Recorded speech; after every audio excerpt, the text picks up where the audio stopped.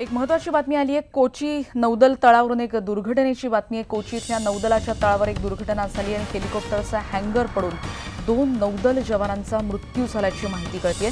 या हँगरचा दरवाजा जवानांवर पडला आणि दोघांचा जागीच मृत्यू झालाय। अत्यंत गंभीर आणि आपण म्हणू शकतो दुर्घटना ही झालेली आहे।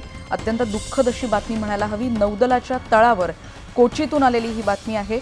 कोची इथल्या नौदलाच्या तळावर ही दुर्घटना घडली आणि हेलिकॉप्टरचा हँगर पडून 2 नौदल जवानांचा मृत्यू झाल्याची माहिती कळते। पुन्हा एकदा एक बातमी। पुण्यातली ट्रॅफिक पोलिसांकडून हेल्मेट घातलेल्या वाहन चालकांना गुलाबाचं फूल देऊन त्यांचं स्वागत केलं जात आहे। हेल्मेट सक्तीच्या विरोधात संघटना आंदोलन करत असताना ट्रॅफिक पोलिसांच्या उपक्रमामुळे वाहन चालकांनी समाधान व्यक्त केलंय। हेल्मेट घातलं नाही तर नवीन वर्षापासून 500 रुपयांचा दंड ठोठावला जाणार आहे। पुण्यात जे नागरिक हेल्मेट घालतायत वाहन चालवताना अशा नागरिकांना फूल देऊन त्यांचं कौतुक केलं जात आहे। पुण्यामध्ये आपल्याला माहिती आहे की हेल्मेटच्या संदर्भामध्ये मोठ्या प्रमाणात जनजागृती सुरू आहे। हेल्मेट न घालणाऱ्या दुचाकी स्वारांना दंडही आकारण्यात येईल। मात्र आज या ठिकाणी कात्रज जे ट्रॅफिक ब्रांच आहे त्यांच्याकडून ही गुलाब पुष्प दिलं जाते। आपण बोलूयात, आपल्याकडे PI ताकवले आपल्याबरोबर। काय सांगाल, अशा पद्धतीने तुम्ही स्वागत करता या सगळ्या वाहन चालकांचं? पुणे शहरामध्ये जास्तीत जास्त लोक हेल्मेटचा वापर करत आहेत। कायद्यानं हेल्मेट वापरणं बंधनकारक आहे, परंतु लोकांनी स्वतःच्या सुरक्षेसाठी हेल्मेट वापरणं गरजेचं आहे। आणि जे लोक हेल्मेट वापरत आहेत त्यांना मी गुलाबाचं फूल देऊन त्यांचं स्वागत करतो आहे। जे लोक हेल्मेट वापरत नाहीत त्यांच्यावर दंडात्मक कारवाई करून त्यांचं लायसन्स 3 महिने सस्पेंडसाठी आम्ही RTOकडे पाठवत आहोत। हेल्मेट मी जेव्हापासून गाडी घेतली तेव्हापासून त्याच दिवशी मी हेल्मेट खरेदी केलेलं आहे। 10 वर्षापासून मी हेल्मेट वापरते।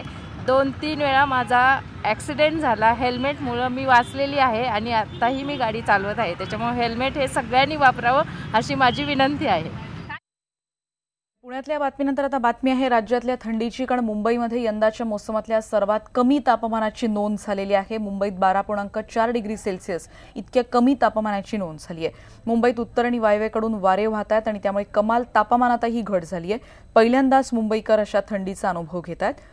संध्याकाळसोबतच दुपारच्या वेळीही गार वारे सध्या मुंबईत वाहत आहेत। आणि राज्यातल्या सर्वात कमी तापमानाची नोंद आज निफाडमध्ये झाली आहे। 1.8 डिग्री सेल्सिअस इतकं कमी तापमान निफाडमध्ये नोंदवण्यात आलं। उत्तर महाराष्ट्रात मोठ्या प्रमाणात बोचरी थंडी अनुभवावी लागते।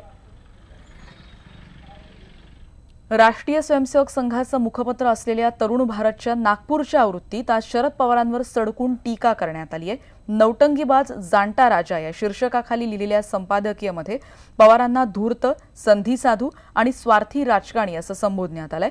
तसंच मराठा आरक्षण कोर्टात टिकणार नाही या पवारांच्या वक्तव्याचाही या संपादकीयमधून समाचार घेण्यात आलाय। काल तरुण भारतमध्ये उद्धव ठाकरेंचा समाचार घेण्यात आला होता।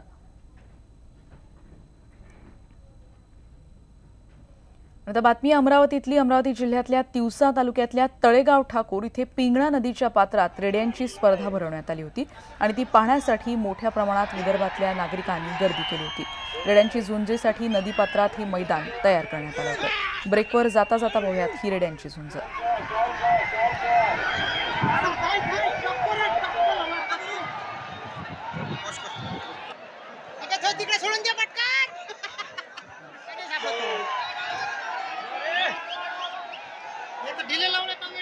जावेद खान यांचा पहलवान जिंकलेला आहे 16 सेकंद 7 पॉइंट अशा फरकाने।